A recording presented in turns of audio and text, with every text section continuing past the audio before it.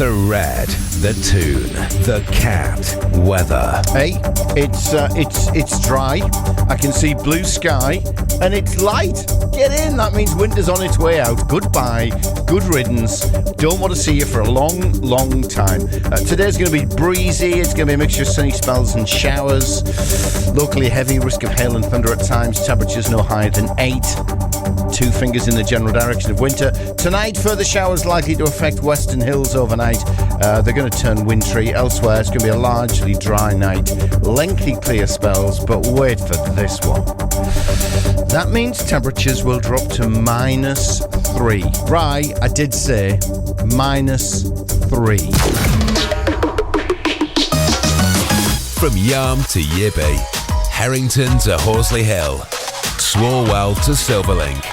The North East Footy Breakfast with Roy, Steve and Ted. Right across the North East, the red, the tune and the cat. Who last time I checked in with them, they didn't sound too bright this morning. Morning, boys. Really? Morning. Good morning. Thank you to Wincy Willis there. That was excellent stuff. Yeah, I'm still full of flu. Oh, Steve, not you as well. Yeah, I wasn't in great fettle yesterday, but got through it. Still good the same man. today, lads. Trooper. We like troopers on this show, we do. So Daz, not only has Daz infected the entire office, somehow he's managed to get through the ether of radio waves and infect you too. I blame Daz. It's Radio Definitely Uncle's does. fault. Absolutely. Definitely Radio Uncle's fault. Like, Yeah. but, never mind. And It's even just if it isn't, we'll blame him anyway. There's nothing worse than man flu. Do you know man flu is actually a thing? Well, it is. I did write that poem about it yesterday. Hang on. Yeah. I've just realised we're missing somebody. We are. We're missing Rai. It's probably on mute. That's fine. No, we're fine. Right. Well, while you're trying to sort them out, I wrote this little poem yesterday. Oh no, oh God, what can I do? I've only got and caught man flu. It's worse than any other disease. It brings a strong man to his knees.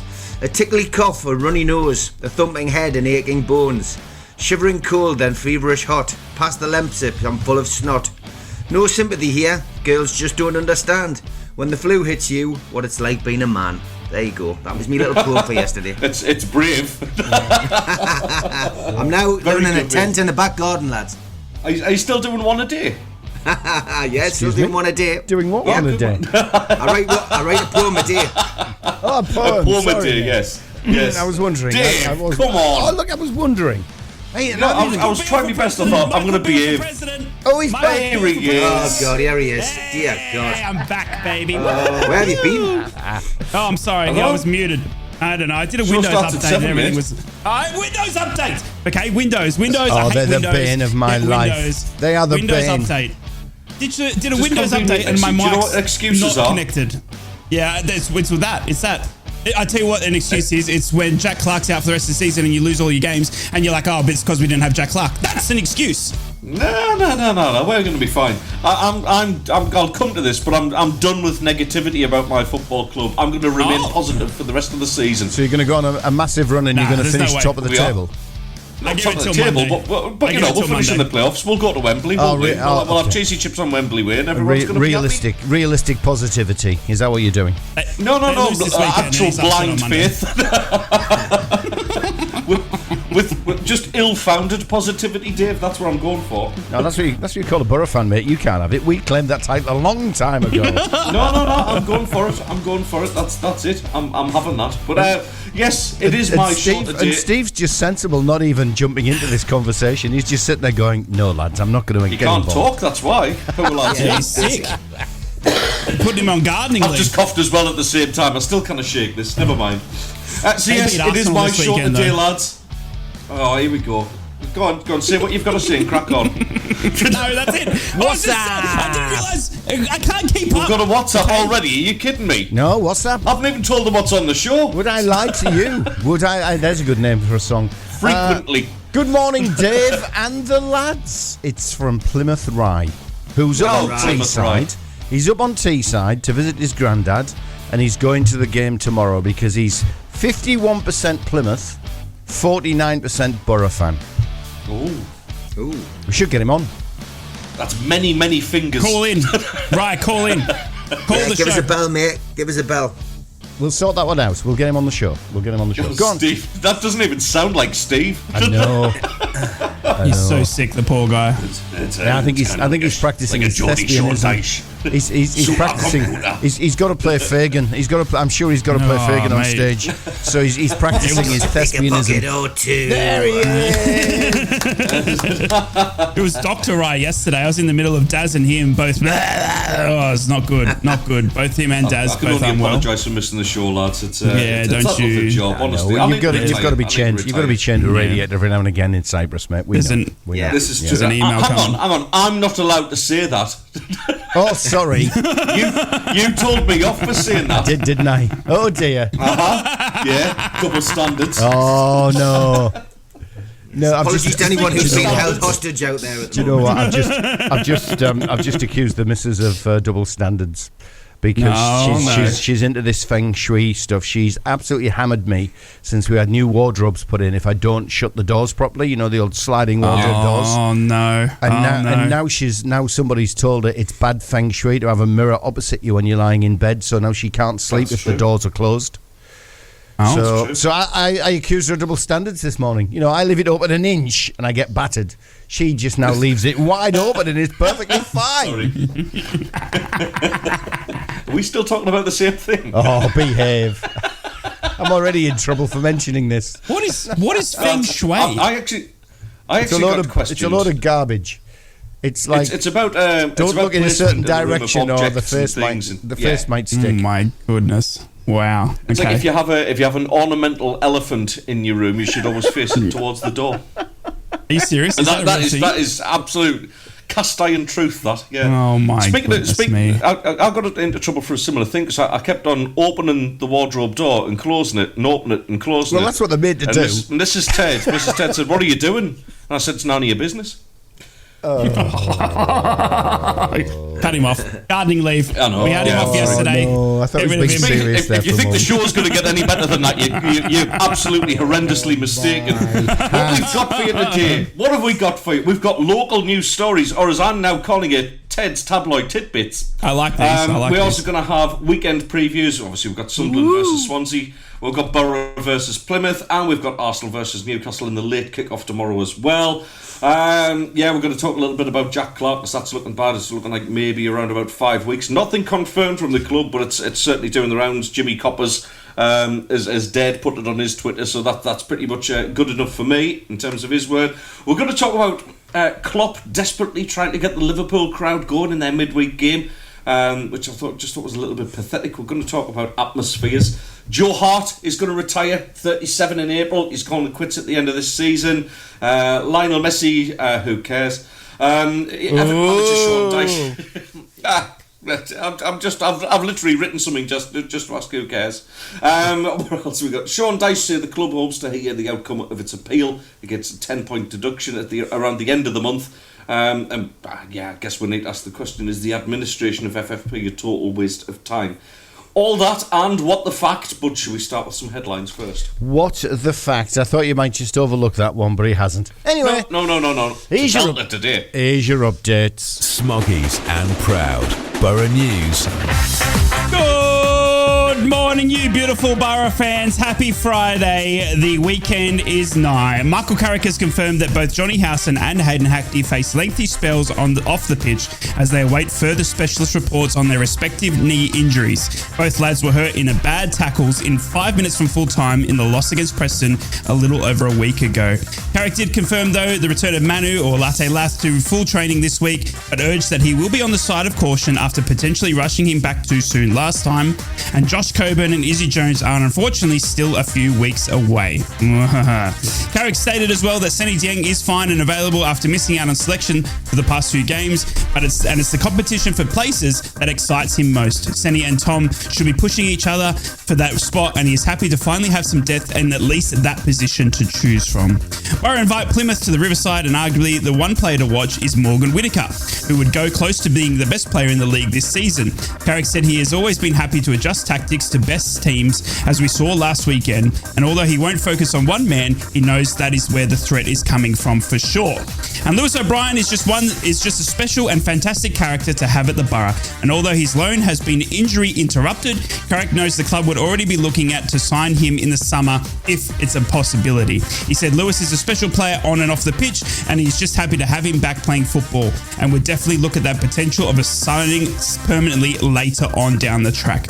And just finally, Borough women played out a 0-0 draw against Durham women yesterday. Daisy Burt and Faye Dale both started for Borough since joining, and the goalless draw sees Borough women's unbeaten run extended to 14 league games. Get in, girls. Up the Borough. That's your headlines. Magpies and Proud. Mags News. Newcastle will attempt to win a third successive Premier League away game and fifth in all competitions when they head to the Emirates Stadium to play Arsenal on Saturday for an 8 o'clock kick-off. The game is live on TNT Sport and is a sellout. NUFC confirmed yesterday that random ticket checks will take place, and anyone affected needs to visit the Southwest Collection Office to show ID and receive a working ticket. Injury news: well, Nick Pope, Joe Linton, Callum Wilson, Matt Targett and Sandro Tonali all remain out, while Fabian Schär looks to have suffered no ill effects from the wrist injury and he's trained all week. Joe Willock, Alexander Isak and Elliot Anderson are all close to return, but it's unclear whether any of them will be in the squad for the match against Arsenal. The threat of a 2-match Premier League suspension still hangs over Bruno Guimaraes, who is on 9 bookings, and Anthony Gordon, who is on 8. As for Arsenal, well, Timber remains out. Thomas Partey, Gabriel Jesus, Alexander Zinchenko and Takahiro Tomiyasu are all doubtful at this stage. While the Magpies had a full week to prepare for the game, the Gunners travelled to Porto on Wednesday night in the Champions League and lost 1-0 to a goal deep in the second half with time added on. This will be Arsenal's 13th Premier League home game of the season. They've won 9, drawn 2 and lost 1 of the preceding 12. Fulham and Spurs both took points from 2-2 draws, while West Ham won 2-0 there. And tickets remain on sale for Sunday's FA Women's National League Cup semi-final at St James's Park, where Newcastle's women host Portsmouth to 2 o'clock kick-off, and tickets are on sale from the box office, £5 adults and £1 concessions. Pay turnstiles are advertised as being in operation, subject to availability, prices £8 and £2. Don't forget, if the scores are level after 90 minutes, 30 minutes extra time will be played, followed by a penalty shootout if an outcome is still to be determined. Good luck, lasses. That's your headlines on Friday morning. Mackems and Proud. Black Cats News. Good morning, Sunderland fans. Sunderland have made an addition to their coaching ranks, but don't be alarmed, it's not a new head coach just yet. In a statement released yesterday, the club said, "We are pleased to announce the appointment of Anthony Hayes as the club's new first-team coach." Supporting interim head coach Mike Dodds alongside Michael Proctor and Alessandro Baccarini, Hayes joins the first team's coaching staff until the end of this season. Depending on the next head coach appointment and other factors such as finishing position, there may be scope to extend his contract, it's thought. Sunderland, Ipswich, Borough and Stoke are among the clubs keen on Manchester United's Will Fish. It's thought that defender Fish is actually a great finisher who can place the ball in the net. And don't worry if you've had enough of these fish puns, as all I'll add is that he could batter the opposition and may command an ungodly fee. The 21-year-old has come through the ranks at Old Trafford, and he actually made his first-team debut for the club at the end of the 2020-21 season. Fish has spent the past 18 months with Hibs in the SPL, establishing himself as an important figure for the Edinburgh side. And finally, despite no official line from the club, it now does look like Jack Clarke is going to miss this weekend's match at home to Swansea due to injury. There's no timescale in terms of a return date just yet. It's expected that recent signing Romain Mundle will deputise at left wing, while Nazari Rusin could be in with a shout to start on the right, with Patrick Roberts out for a month or so. There are your Sunderland headlines. Together, across the North East, 3 brand new radio stations, by the fans, for the fans, on DAB radio, online and smart speakers. Right across I like this the one. North East. I do like a bit of the vocal order. The tune and the cat. He does like a bit of... What are you muttering and whittering on about there in the background? Yeah, I know, friend? right? Yeah. He gets up me for said talking that. over him. He's talking over our jingles now. I was talking No, you between said the you jingles enjoyed like a it. professional. All right. What's that? Yeah. What's that?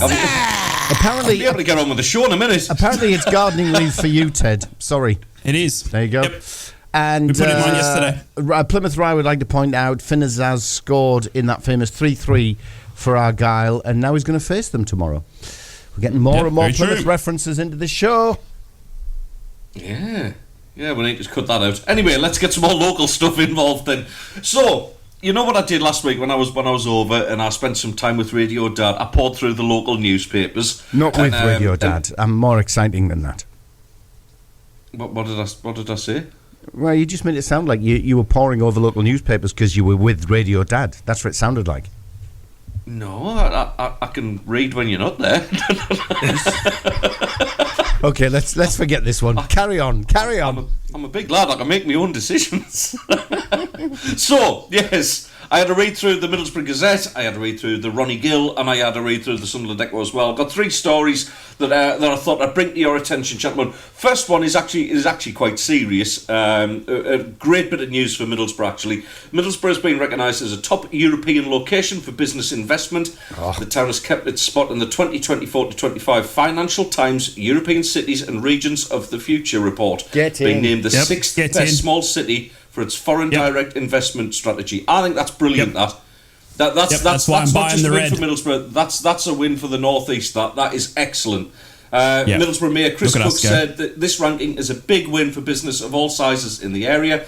We have firms based here doing extraordinary things on a global scale, and this ranking is another feather in our cap. Do you know what? In a time when the North East is coming out of austerity and things like that, and for anybody in the region to be still investing, making things, building things, designing things, and just getting themselves out there, I think that's a huge win. So fair play, Middlesbrough. I know we have a friendly rivalry and all that sort of thing. I think that's class. I think we need more news like that. Yeah, So, I'm going to buy so- Manjaros. Of course you are. Investing. Well, Parmos worldwide. So Harry Redknapp can have more Parmos. Yeah, that's it. I'm taking Parmos worldwide. That's my game plan. I'm going to sit down with you as a fellow businessman, and I'm going to buy Manjaros. Excellent. I'm going to name it Raijaros, by the way. Yeah. And I'm taking Parmos worldwide. Okay. Are the boys aware of Parmos the are Harry worldwide. Redknapp Parmos story?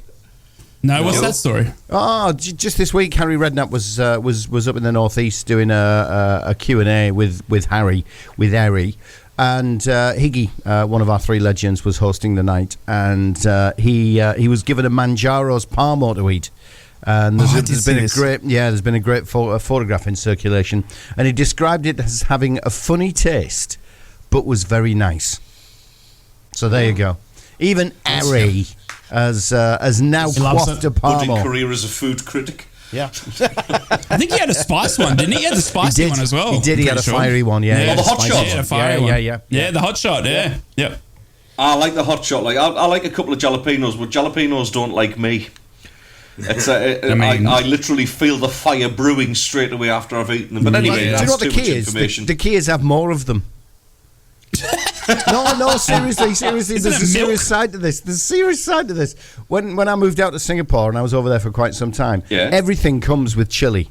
Everything comes with pretty fiery chili. But literally within a couple of weeks of eating chili upon chili upon chili, your body just gets used to it, so it doesn't affect you anymore. Either that or you've just killed your guts. I don't know which one I was it going to is. say, I'll tell my IBS doctor that one and see how far I get with it. Oh, maybe that's what sparked off my IBS. Who knows? Yeah. I was going to say, Just by the way, anyone listening, that is not medical advice. Please take that No, in vain. absolutely not. I'll come back 2 weeks later. I'll just be a costume of a man. Don't worry. But I heard it on the radio, and I can eat chilies all the time, and it gets better. Yeah.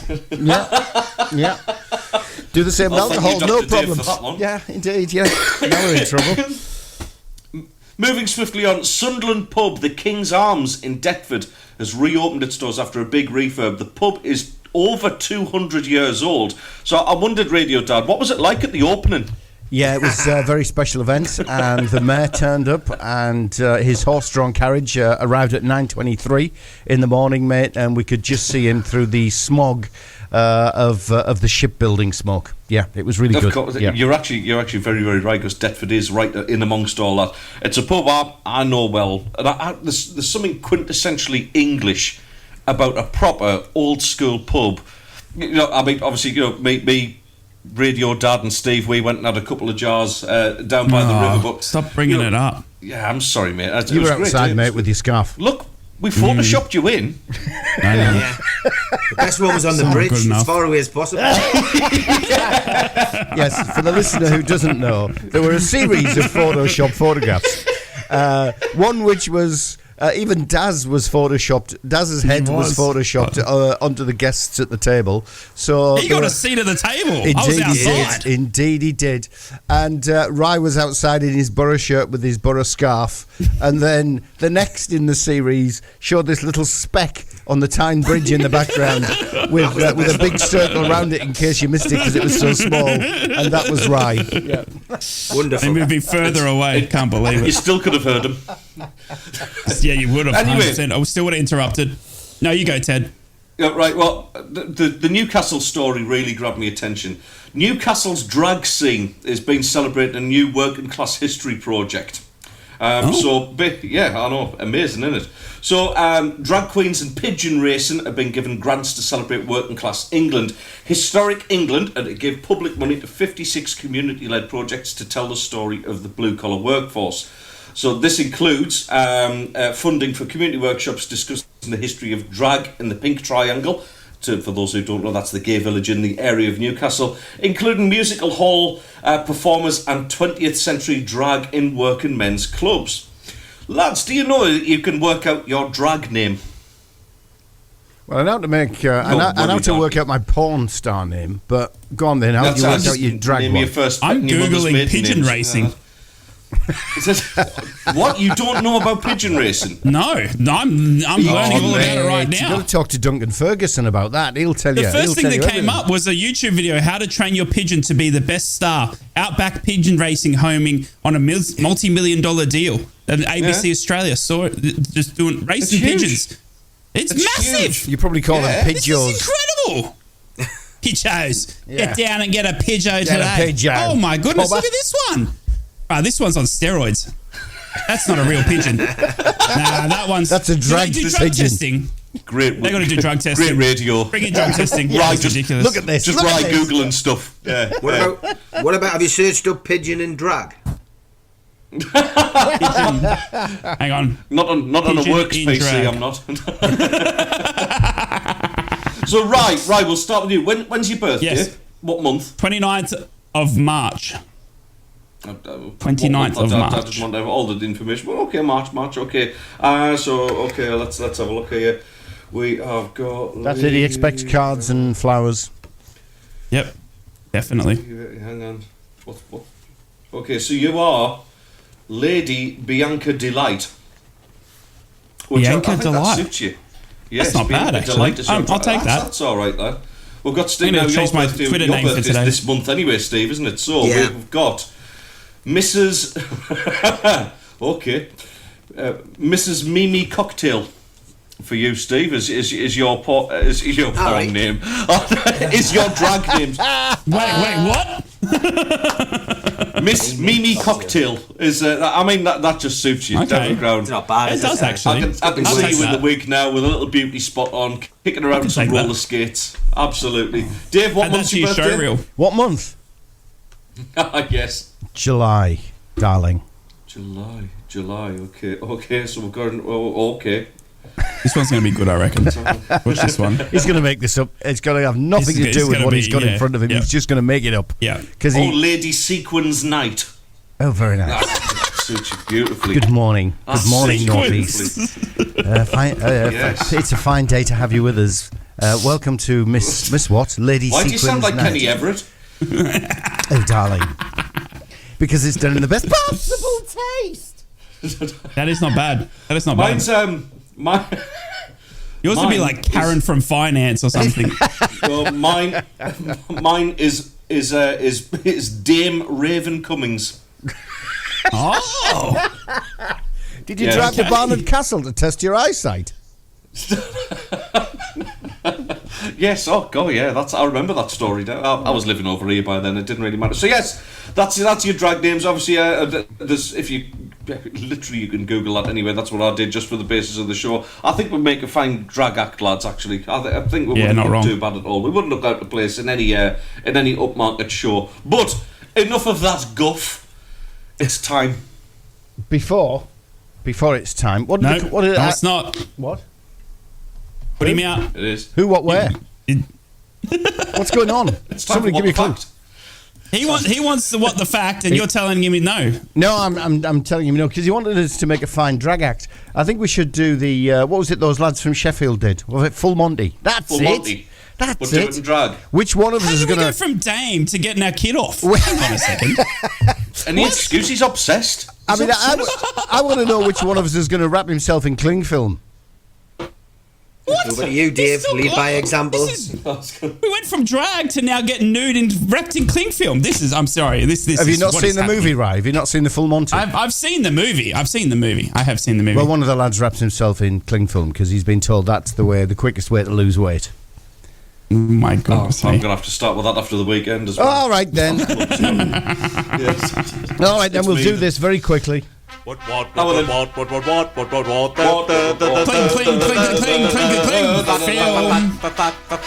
It's Ted's What the fact? What the fact? What the fact? Stevie is sick. Stevie. Some awful man flus there. Right. You know how it works by now. I have an interesting football fact. I'm going to give you 4 clues to get that fact. That's for you to guess what the fact. And it's so That's the whole difficult. idea. You've got absolutely no chance of winning. Hey, hang on. It's 3-2 to the listener at this. Well, to you When did you lads pull and a the second listener. one out the hat? Must have been a day when Daz was on. Because when we last did it, it was 3-1. Okay. Yeah. All right. But you're not here for every show, you know. Yeah, but I do listen. I know. Yeah, I was. Being the fat controller, I do listen. He does. You said it, not He's me. always listening.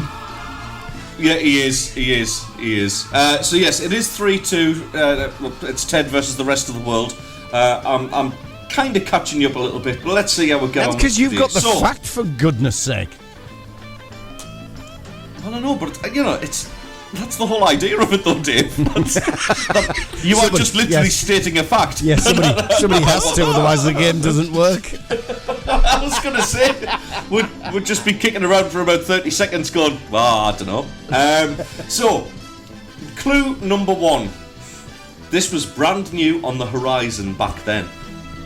This was brand new on the horizon back then. Ooh. Predator Brand football new. boots.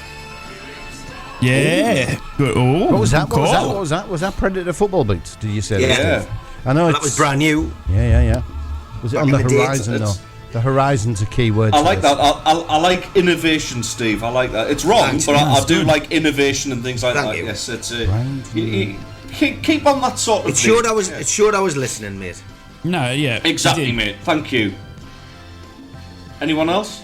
Any sort of gut feelings on that? New The post office scandal. Yeah, absolutely. Jiu-jitsu. Look what they've Yeah, done. I don't know how we can turn that into football though. Did you hear Neil Warnock mention that the other day in his Never. press conference, by the way? No. Oh, it was gold. It was gold.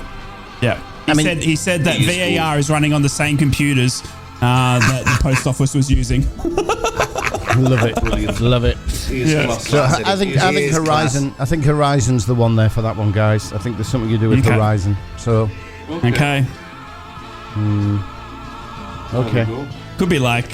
Could be No, a I new got manager nothing. riding into town on the horizon. Yep. Sunderland. Yep. I mean, if you're looking at innovation, it could be goal line technology and all that, but I think it's Is older it like- than that. It's older. Back then suggests it's much older than that. You know sort this, of Dave. innovation. Is there an Asian team, Rising Sun, or something like that? Like a Horizon. football team that's the Rising Suns or something? Something Oh, I like that. Right, Horizon, that's Horizon, different. That's some. That's some too clever clever for stuff there. Ted. That's too clever for Okay. Ted. Oh, really? Well, you were No, the one. good job, you Teddy were the boy. one who had We'll your wait for moggy sending me messages last night. Oh, what? Hang on. Stelios was sending me WhatsApps last night. Oh, no. Yeah, he was. Yeah. Yeah, just because he was hungry. Yeah. Are we really going to talk about that on air? Are we? We're not, are we? Yeah, we are. Steve and I want to know now. Hardly anything's safe these days. Oh, do you really want to do this? Don't reveal our DMs. Honestly, I because thought it was a cute photograph, actually. That's, Come on, Stelly cat's out the recently bag said- now. He's far too good looking to be put in a bag, my cat. I'll tell you, honestly, that kid should be doing cat modelling or something like that. So, yes, you know how we get a little like now and again we get a little bit of pocket money off Dave. Yeah. I was kind of like, because obviously it's getting towards that end of the month and all that. Do you really want to go there? Yeah, I'm doing it. Okay. Yeah, I'm doing it. Yeah, you brought it up, mate. I'm trying to add some sort of, some background to what you're saying. I just thought it was nice. A cat sending WhatsApp messages. I can't read it out. No, don't read it out, mate. No, don't read it out, because I tell you to go forth, I He swears when think. he texts, doesn't he? Yeah. Yeah, he does. Aye. Yeah. Aye. Oh, it's a shame. is getting I'll worse now. screenshot it, lads. It is getting worse. Steve and I are backing out of this one. Yeah. Right, I'll screenshot it and I'll send it in the WhatsApp group that we don't talk about. Okay. Sorry, listener. my reply? You had to put up with that. No. I think we better get some sports news and try and get the show back on track. Well, it's never been on the rails since 7 o'clock, but there you go. No, that's true enough. Together across the North East. The Toon, the Cat, and the Red. And welcome back. So, we may as well get it back onto football. Should we do that, lads, and try and get the show sort of looking like a Yeah. proper show? Yeah, game? go on. Yeah, that's go a good on. idea. Yeah. Steve, I'm going to start with you because I think that's actually the pick of the fixtures probably across the country at the weekend. Arsenal versus Newcastle. I mean, Arsenal are hell-bent on revenge. They still won't let it go about the VAR decision. They keep on rattling on about it. I'm sure they've got some sort of countdown timer until they play you again. It's coming up, mate. You're buoyed by some decent performances recently, but a tough ask to go to Arsenal, who are on form, firing on all cylinders, good young side. Arteta's got them playing well. How do you see this one going? Yeah, I mean, it's a tough game going to Arsenal. I mean, last year Newcastle shut up shop. We drew 0-0. Obviously, our back four was our top performers last year. Kept clean sheet after clean sheet. This year we're leaking goals, and we've certainly done that in the last few fixtures as well, despite not losing. If you listen to the fan base, you think that Newcastle had lost the last 4 or 5 games, but it's just the fact that the results, have been disappointing at home, but they've been great away. I think had we gone to Villa and Forest and got draws and beaten Bournemouth and Luton at home, then the fan base would have been a little bit more upbeat. But I think it's the fact that we've drawn 4-4 against Luton, 2-2 against Bournemouth that's got people a little bit down in the dumps. But maybe Arsenal will take things off the ball. I do, I know a lot of people don't think that playing midweek affects you, but it quite clearly does. It just depends which journalist's writing it. I mean, we've had column inches about Newcastle's Premier League form being affected by playing in the Champions League, and now we seem to have this year people saying, "Oh, well, it doesn't really make much difference," So it does, and Arsenal have played midweek. They've had a tough game, and they've lost. A last-minute goal, so they're not going to be, they're not going to be as up for this game fully fit wise anyway. I think mentally as well it'll have affected them losing in the Champions League. So it's all about when you play a team. It's all about when you play a team for me. But I think Newcastle will go there with a bit of optimism. I think it'll be interesting to see whether he plays Isak and Willock. Whether Elliot Anderson's anywhere near close or whether these guys are on the bench. I think at least one of them will be fit. But I think it's if Newcastle go into this game without a centre forward, that's going to be that's probably going to be the decider on how this game goes. I think we struggled a little bit. We scored a penalty last week, but we only scored one goal from outfield with Bournemouth. Going to Arsenal, asking Newcastle to hit the back of the net without a striker is going to be difficult. I think I'd love to say that we're going to go down and give it a good game. I'd love it to be a 3-2 to Newcastle, and have more goals and be a right home dinger. But it's got the feeling that it's going to be quite a tight and dour game. Arsenal, as you say, have got the bit between their teeth after what happened in the start of the season. You know, when we played them and we came away with that 1-0 win, it was for me it was a goal and that's it. It stands. But that, you know, you can't tell me Arteta's going to be standing in the dressing room motivating the team off the back of an injustice on a VAR decision. He just wants to put Newcastle back in their box, I think. But it doesn't always work out like that. I've seen some fans, you know, harken back to the game 10 years ago when we lost 7-3. You know, it was a horrendous game. That Newcastle, at one period, were doing quite well in the game, but then we just collapsed in the second half. But statistically, they've always been, you know, tight games down there. You know, we've won one 1-0. I remember Andy Carroll scoring that goal down there. But they're either statistically they're 1-0s or 2-0s. That we'll never go down there and get a real shellacking, as you would call it. Yeah. So it's, you know, two of those in the last 20 years. The rest of the time it's fairly close. So I've got hope, depending on what team is picked, that Newcastle can get something. But it really does depend on whether we've got a striker, I think. And I think if Alexander Isak's fit and he starts, Newcastle's got a chance of getting something out of the game. I think if Alexander Isak's not playing, I think Newcastle will struggle to score the goals tomorrow. But yeah, it's an interesting one. It's an exciting one. It's a stupid kick-off time, 8 o'clock at night on a Saturday. Crazy, but you know, just got to accept that that's part and parcel of being a football fan these days. But yeah, you know, prediction. I know we'll do them later on, but I think mine would rely heavily on who's playing. You know, I'll probably end up giving you 2 predictions at the end of the show. Yeah, I honestly think you shouldn't worry, mate. Yep. Just before I go to Rye, I've got an interesting stat about this. Ayoze Perez was the last Newcastle player to score an away Premier League goal against Arsenal. That was in December 2014. So Newcastle have failed to convert any of their 63 attempts on goal at the Emirates since then. So you're due a goal, Steve. Definitely due a goal. No doubt about that. It's a mad statistic, that, Rye, isn't it? Yeah, that is wild. I did not see that. But look, you got nothing to worry about. You're going to win. You're going to win, Steve. Newcastle are going to go to Arsenal and win. I'm telling you, you've heard it here first. Load up whatever you guys want, you punters out there, because Newcastle are going to win. You know why? Because it's how the form goes. Newcastle have been going draw, win. And this weekend, guess what? It's time for a win. So they're going to continue this run of form where they keep going draw, then win, or loss, then win. And it's unfortunately the draws and wins are normally at home, but it means their away form is fantastic.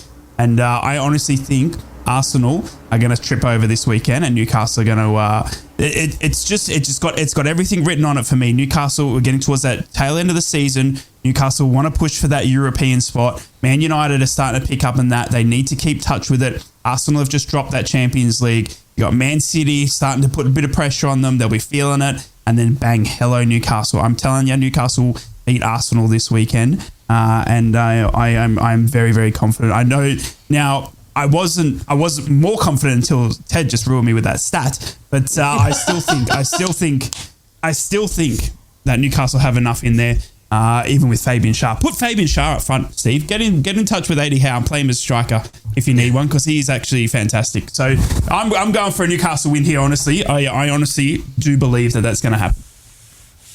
Well, you heard it here first. I mean, I see it going slightly different to that. And I hate to rain on the parade. Looking at the stats, looking at where Arsenal are at this moment in time, I do think you'll bury a bit of that hoodoo, Steve. I think you'll get on the score sheet. I just think Arsenal coming off the back of what will be a very disappointing performance, I think they'll be eager to put that right. I know what you mean about mentality. I just, if it was any other team who were coming off the back of a last minute defeat in Europe, you'd think, yeah, maybe heads down a little bit. I've just got a feeling that Arsenal really, really want to put that right, and they've got such talent in those ranks as well. And yeah, they probably still will feel a little bit sort of, how can we say, hard done by from the last game. I'm not saying that Arteta will use that as his war speech in the changing rooms before they go out onto the pitch. But it's bound to stick in their minds. They'll want to put on a decent performance and want like a convincing win. I think it'll be closer than what a lot of the pundits are saying out there in media land. But yeah, I think. What are they saying? Are they saying it's going Arsenal, easy Arsenal one? Yeah, if you look at the stats for the game, it's absolutely like. No, they're not. Yeah, we're the true like pundits here. Newcastle Listen to me. 12%. Say again. I'm saying the pundits are wrong. Listen to us. Don't listen to Ted. Don't listen to anyone. Just listen to Rye. I'm the true pundit. I'm the Gary Neville of Australia. Newcastle are going to beat Arsenal. Yep. Telling you. And when we come back on Monday and Arsenal have won 4-0, don't credit me.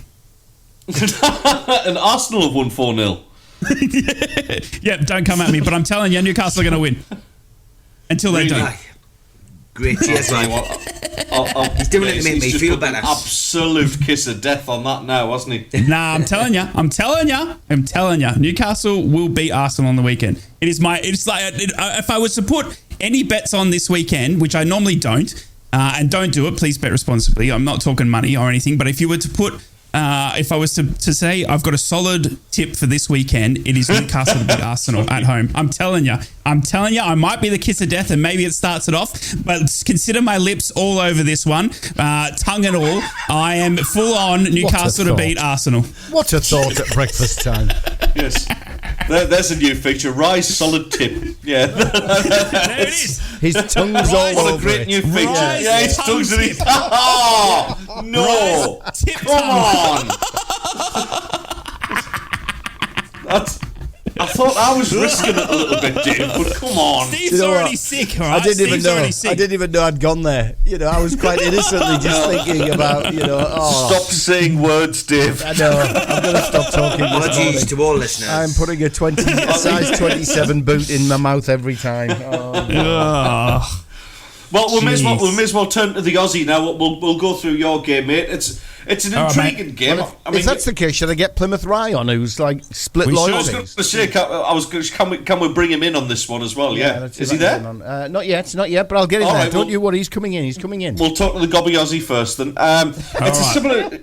You are the Arsenal of the North East this weekend, mate, because Middlesbrough are very, very heavily fancied for a win here against Plymouth. Obviously, Sunderland played them not that long ago, mate. They have got danger in the ranks. Morgan Whittaker is somebody who I think is Premier League class. Lazio were taking a serious look at him the same time they were looking at Jack Clark.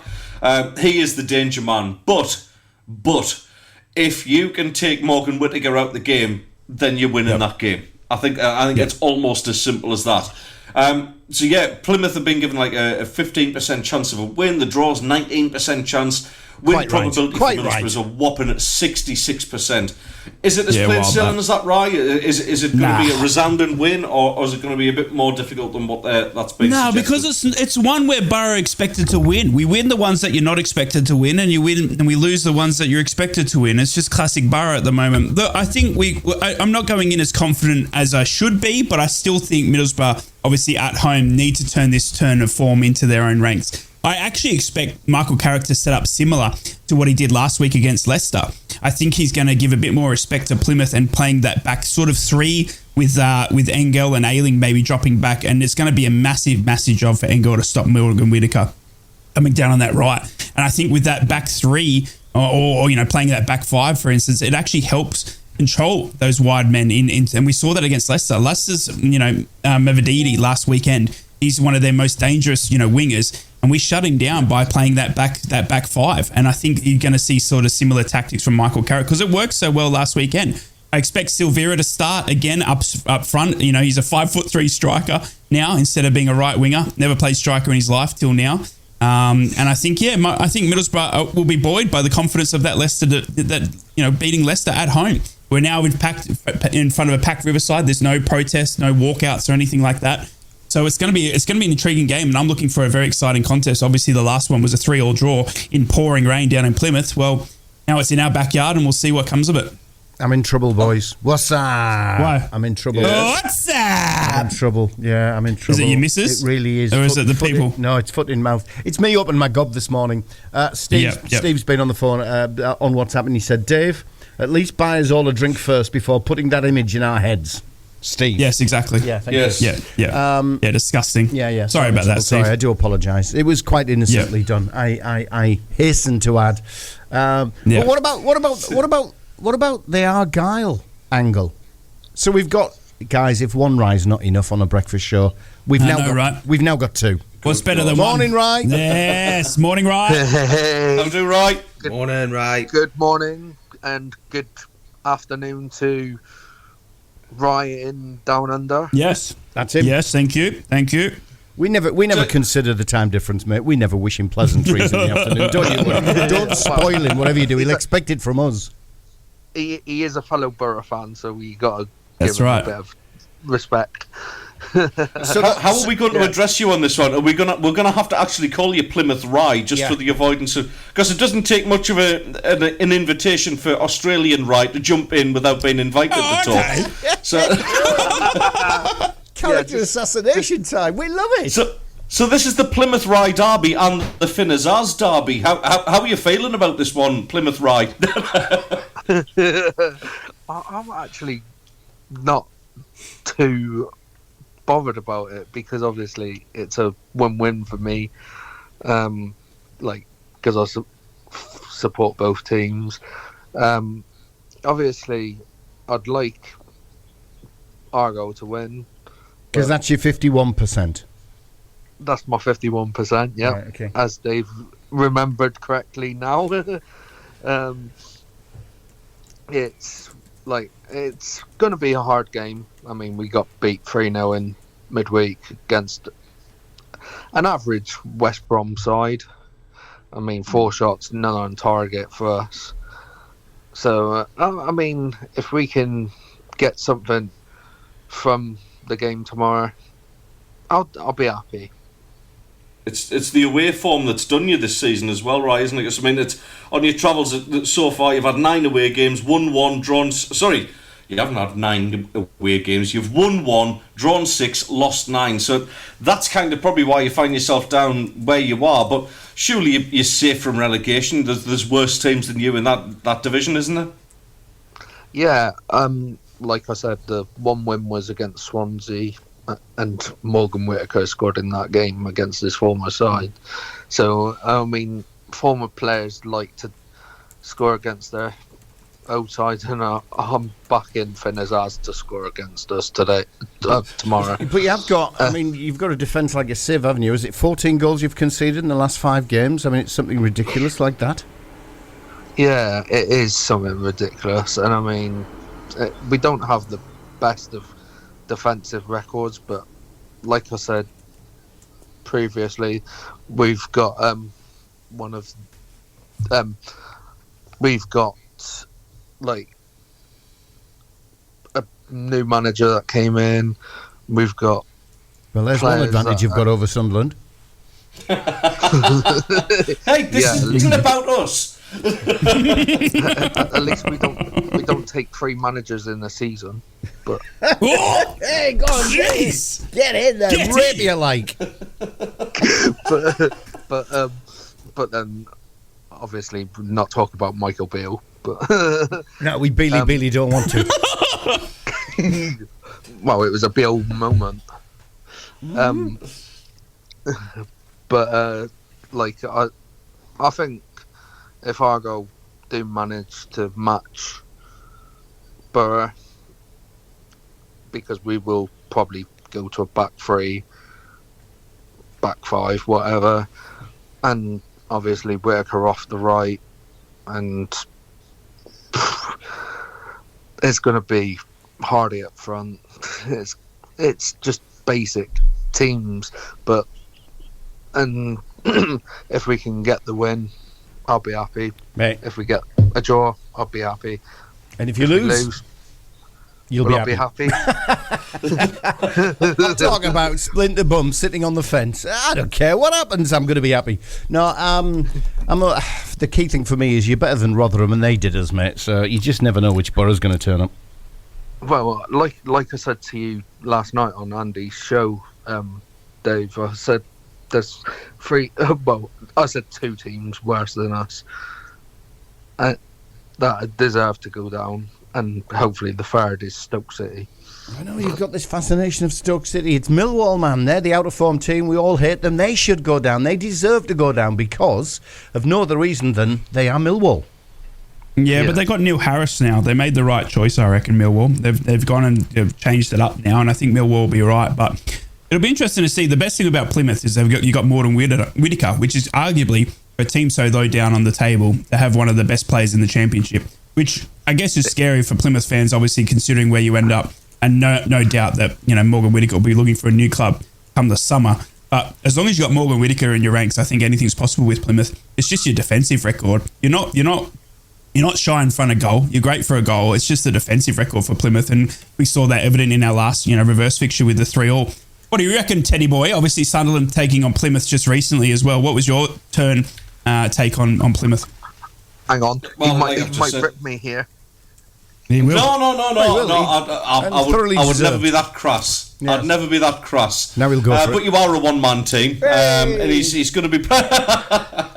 No, in all seriousness, I'm a big fan of Morgan Whittaker. I think he's an exceptional Great player. talent.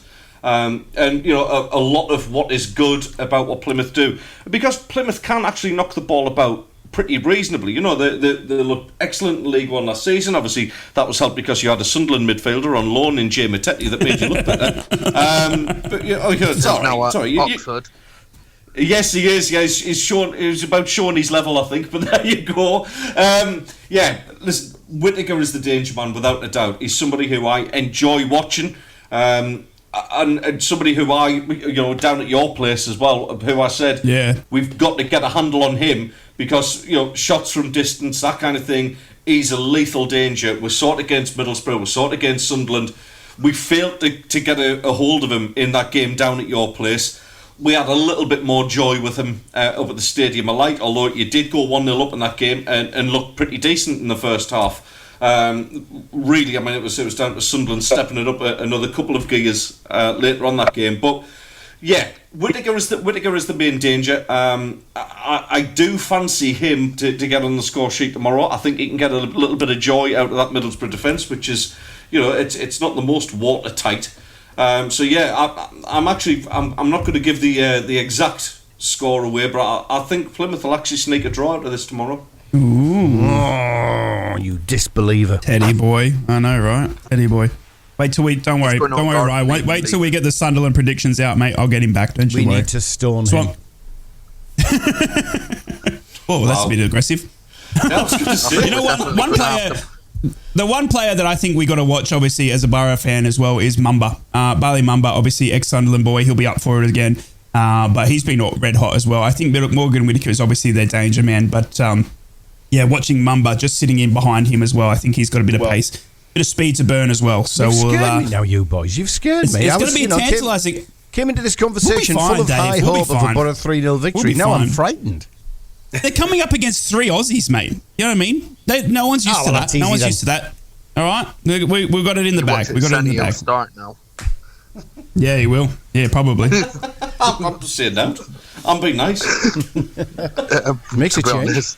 I know. It's groundbreaking radio for me, being nice to people. But I am actually quite nice when we have guests on, That's well behaved. I've just got this horrible image. Ted, that's the first, isn't it?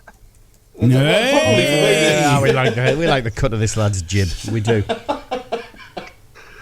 Anyway, brilliant. Thank you very much for joining us, Ryan. Cheers, Ryan. Thanks for coming on, Enjoy Ryan. your trip up north, mate. Enjoy tomorrow. I'll have a Parmo on everyone. Good, mate. You get a Parmo in the bun in the stadium, mate. Get that Parmo in the bun in the stadium. Well there done. you go. Good stuff. Yeah, have a good time. Cheers, Plymouth. Thanks for coming on, mate. Plymouth Ryan. Have a good He's weekend. come all the way up from Plymouth to see the game and visit family, of course. That's a long old trip, that, like, isn't it? I mean, his backstory is his granddad lives in Borough and is a Borough fan.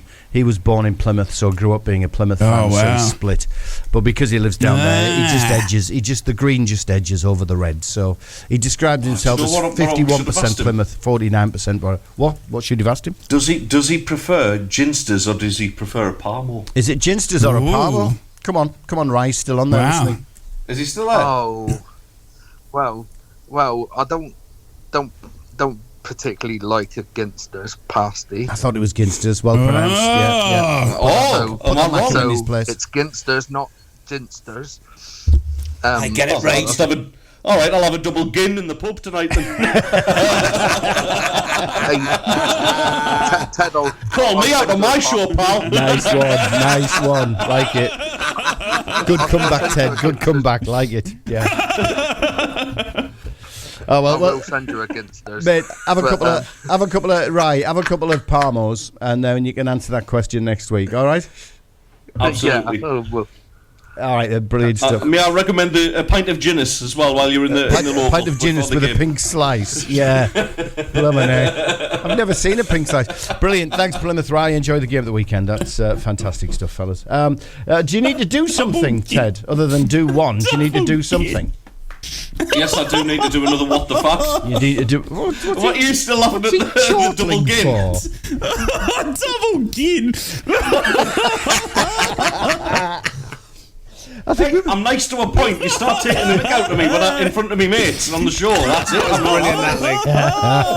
Come back in a year, I know, it was brilliant, wasn't it? I got tears. Yeah, I got tears. Double gin. I think we better do this while Rye tries to compose himself. Oh my God.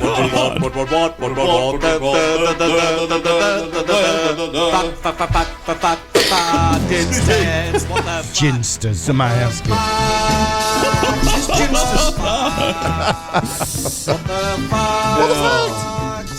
Ted, talk. So, where were we? Trying to get me breath back. Right, the first clue I gave you for what the fact today was this was brand new on the horizon back then. Your second clue is great ideas are often copied. You just have to take it on the chin. Ooh.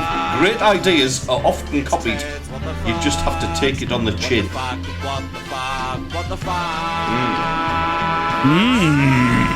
wasn't factoring why I wasn't far off with Predators then. There's been no Chinese players called Chin, has there by any chance? Horizon, could it be a reference? No, it can't be a reference to that TV show. Horizon. Great ideas. Copied. So I'll give you them both one more time. This was brand new on the horizon back then.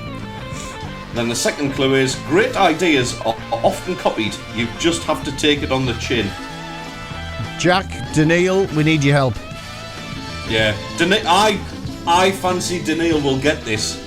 Please put this on the end of that line. No. It's a fact. It's you know. Yeah, well, if you just leave it hanging, I fancy Daniil, and you don't finish the sentence, then there's a big problem. Well, yes, absolutely right. You know, he's an attractive man. There's nothing wrong with that in this day and age. So, this was brand new on the horizon back then. There's a clue in there somewhere. Brand new. Yes, there is. Horizon. There's two. Yeah, well, I think it's something to do with brand new and horizon. Back then, there's a clue as in timeline. Could be, yeah. Great ideas are often copied. As well. Take it on the chin. Yes.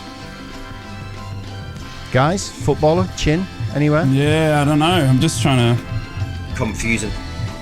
Yeah, I don't know. He's thrown me with that one. You're not 100 miles away from it. You know, it's yeah. Taiwan. You're in. All right, you're not a million miles away from it. Pluto, yeah. We're getting geopolitical here, aren't we? Yeah, China, Taiwan. We are. Yeah. Let's not. It's nothing to do with geography. I wouldn't do that to Steve. Yeah, indeed. Thanks. No worries. Okay, what do we have here? Jack's been on. Jack's flying in. What's up? Hang on a second. All right. Okay. Yes. I was worried, and you'll see why I was worried about reading this out when you first start the line with "Good morning, Bianca, Mimi, Lady Sequin, and Raven Cummings." Love the show as always. Especially the bit of live admin earlier. I'm on it, Lady Sequin. Don't worry. I'm getting concerned now. Yeah, calling each other by our drag names just in case it sticks. Radio Dad's one thing, Lady Sequins another. But there you go. It was old Lady Sequins as well, wasn't it? Oh, was there an old in there? It was, yeah. I'm sure there was an old in there. Wasn't an old. Oh, don't be mean. No, there was. Well, there is now. Absolutely.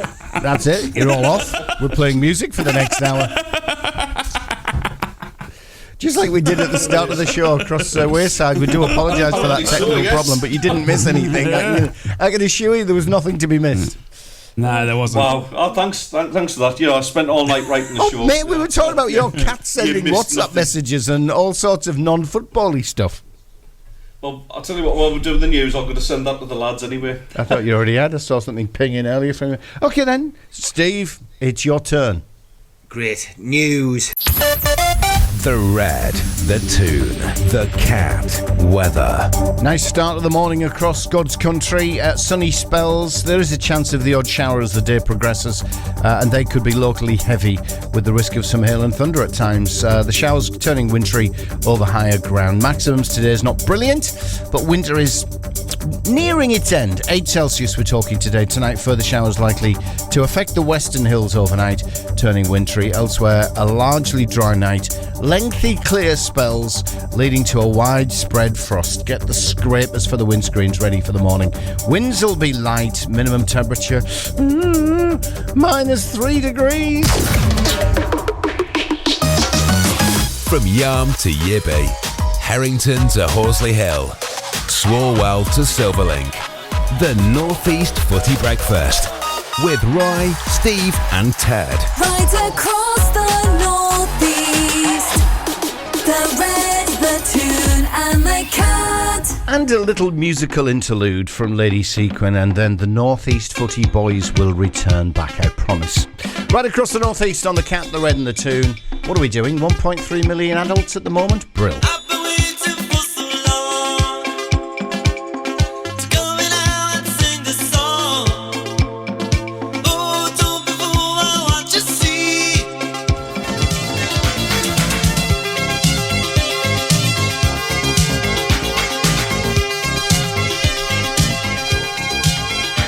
Boys, I can't believe we're still talking about that made-up name thing, but there you go. That's what we're talking about. And it's all to do with Jack. I can't believe I got it passed and put on the show, to be honest, but there you go. I'm going to censor every comment that comes in now, just in case. But it goes, what's up? Ravens, what the fact? Darling, you're Raven. Just Raven finishing. Cummings, yes. Raven Cummings. Just fishing. I will start with Pep or Wenger, because both started something that was copied.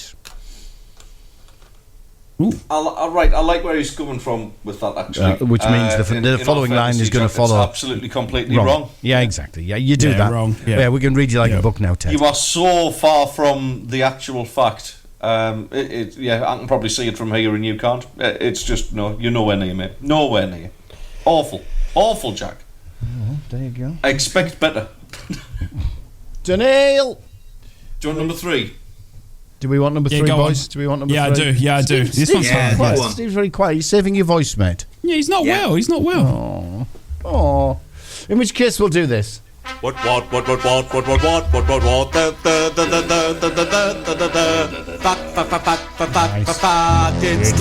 What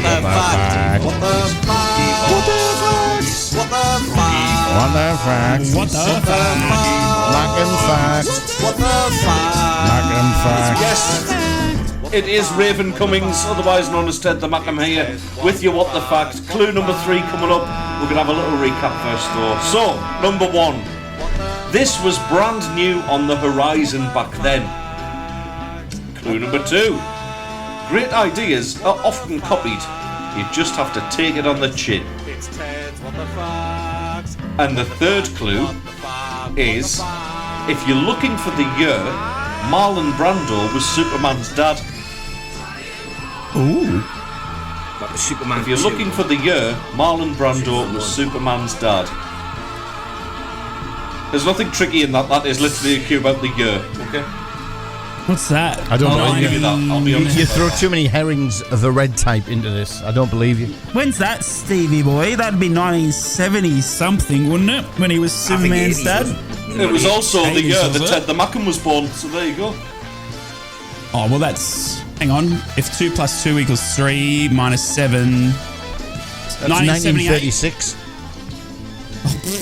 late 70s. Correct, Late right. 70s. It was late Correct, right. 70s. It was. Superman was 78, late right? 70s, 78. Yeah, 1978. No, right was right. 1978. I was right. Were you born in 78, Ted? So in 1978, You young pup. I was born in 78, yes. Just the the year three that clues Grease again. came out as well. So the three The three clues clues again, please. So you were just a newborn when I was fancying Olivia Newton-John. Oh, wow. It would appear that was the case, yes. No. There you go. What can I say? I'm a mere It's all right, witness. old Dame Edna. Just relax. Hello, my little darlings. G'day, possums! Right, so this was brand new on the horizon back then. Yep. If you're looking for the year, Marlon Brando was Superman's dad, which we have already deciphered as 1978. And Yep. great ideas are often copied. You just have to take it on the chin.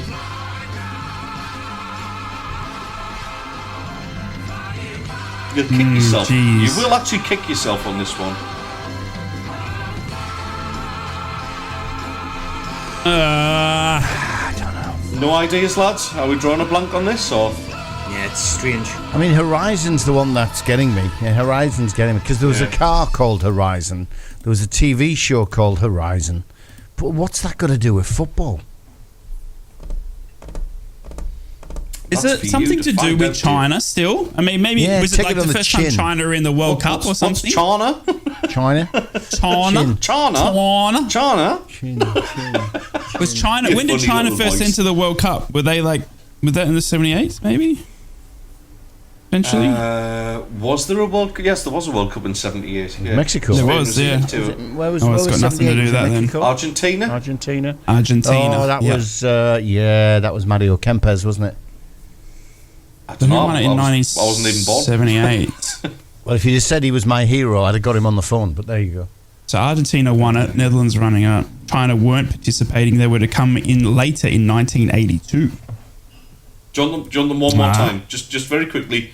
Yeah, This go was on, brand go new on the horizon back then. Great Yeah. ideas are often copied. You just have to take it on the chin. And if you're looking for, if you're looking for the year, Marlon Brando was Superman's dad, which obviously we've discussed. That is 1978. There are your three. It'd be like a clues so football far. One rule more or to go. something. Like a 78. Didn't cards, when did cards come in? When did red and yellow cards come in? That's I was thinking, yeah. And then it was copied or something like that. I don't know. I Well guess done, find Teddy out later, boy. won't we, lads? Well done, That's a good Teddy one. Yeah, boy. you're stumping us so far. We need help, listener. We need help. That's the idea. 0330 043 2002. You can call, you can WhatsApp 0330 043 2002. Please, we need help. It's a football fact from 1978 that's got something to do with Horizons being copied and taking it on the chin. There you go. Anyway, moving on for now. Yes. Let's talk about Sunderland. Why not? It's Yes. been a funny old week, as it often is on Weir's side. But there you go. No manager. Doddsy taking the reins until the end of the season. Some assistance being got in terms of a coach coming in to assist with that as well. But obviously, the big news. Obviously, we're going into this game against Swansea City without Jack Clark, and possibly without Jack Clark for about 5 weeks as well. So. Not confirmed though yet, is it? It's not officially confirmed by the club, but when Jimmy Coppers is posting it, then you tend to think, well, there's got to be an element of truth in that. Right up until, I mean, yesterday morning when I sent the headlines through for you lads, I was thinking like, yeah, it's smoke and mirrors. There's no injury there. He played the rest of the game. He seemed fine, but no. As the day wore on yesterday, it looked increasingly more likely. Then, like I say, last night, Jimmy Coppers posted that it looked like it was true, and Jack Clark will miss no real time scale, but anything up to 5 weeks, which really kind of almost rules him out for most of the run in for the playoff. What little playoff hopes we have left for the season, of course. But Not very good at communicating your club at the minute, are they? It seems to be coming out via various different outlets. I mean, at the minute, the Spirit of 37 who came out with the announcement that the manager had been moved on. I mean, it's just bizarre at the minute. Player ID here broke the news as well. Player ID sent Jack Clark out for the rest of the season. Although player ID, I think are suggesting Michael Beale for the Sunderland job. But yeah. Don't know. There may be some element of truth in that. You never know. So yeah, we go into this game. I mean, Swansea aren't exactly pulling the trees up. They've lost 4 out of their last 5, only 1 win in that. They're down there in 18th position at this moment. They've had a bit of a stinker of a season, all things said. However, we couldn't put them to the sword earlier in the season. We played out a 0-0 draw. Swansea were down to 10 men, I think, before half-time. It was over half the game. We still couldn't get that win over the line, despite dominating the game. But, it's a chance for some of these younger players and some of the players who are on the fringes to stake a claim. Jack Clark, it looks to all intents and purposes like he will be sold at the end of the season, unless there really is a miracle and we do find ourselves in the playoffs and somehow get promoted. Clark is going to be off, so somebody like Romain Mundle getting a start on the left wing, that's going to be great for him. And to be honest, what I've seen of him, his cameo appearances so far, I like him. The kid is very direct. He's got a touch of that sort of Jack Clark thing about him, where you don't know whether he's going to go to the byline, you don't know whether he's going to cut in and try and get a shot in. But unlike Clark, Mundle is actually a bit more physical. He can get stuck in. He's not afraid to sort of throw himself into challenges a little bit. Very, very wild challenge, and it wasn't the Birmingham City game, it was the one before that. A bit of a wild one where he potentially should have seen a red card for it, to be honest, so he needs to tone it down a little bit. But I like him. You can't fault enthusiasm, and somebody who's got that little bit of difficult, a bit more physical presence on the wing is something that we've maybe missed as well. On the other side of the wings, that I mentioned that in the headlines, obviously Paddy Roberts, it's confirmed he's going to be out for at least a month with the hamstring problem there. So Rusin possibly gets a shout on the right wing, which is a bit more of a natural position for him. He's not a number 9. He does tend to sort of come in off the flanks a little bit. In fact, the goal he scored against Middlesbrough was one of them where he sort of peeled off to the right of the attack. And just finds those little pockets of space where, not only can he use his pace to get down and attack the fullback, but he can cut in, he can get shots away, like we saw with an extremely well taken goal at the Riverside. So there's changes afoot. There's got to be the forced changes. In terms of up front, I'd be very surprised if we see Burstow start. I genuinely think there'll be a change there, and I think we'll actually see Hamir get a well-deserved opportunity. Everybody else has had plenty of opportunities there. The fact that Burstow has been repeatedly played as the number 9 was irritating me. Why give the experience to somebody else's player? He's going to go back to Chelsea at the end of the season. I would have thought there's any chance of us being interested in signing him permanently. So why not blood our own youngster and give Hamir the chance? Hamir gets into those positions. He's been unlucky in the games where he hasn't quite gotten the goal that's going to kickstart his career at Sunderland, but there's attributes there. He's a big lad. He's pretty quick for a big lad as well. And with a change of the service, I just fancy Hamir to get on the score sheet. So that'd be great to see that if it does happen. I'm pretty convinced Hamir will get a start though. The thing is with the midfield, they need to step it up. They need to bring it more. I wouldn't be at all surprised to see Job rested. And I know I've been on about this quite a lot. He needs the rest. He needs taking out the starting 11 because it's that fatigue and being overplayed at the age of 18 affects decision making, and he's just starting to look a little bit ploddy. He's getting knocked off the ball too easy. So I wouldn't be at all surprised to see, obviously, Ekwa and Dan Neil are starting to click in that sort of more holding roles, the more central roles. Ekwa needs to step up his performances as well. But Dan Neil's been great.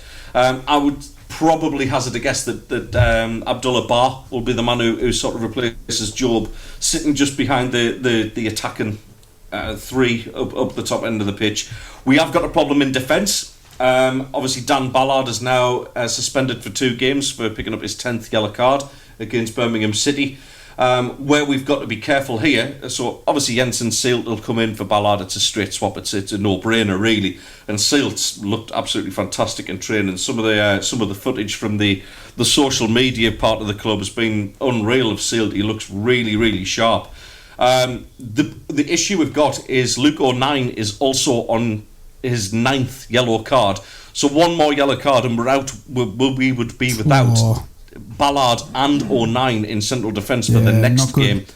well, yeah, that's worrying, especially because obviously Nectar's gone up to Hibs on loan.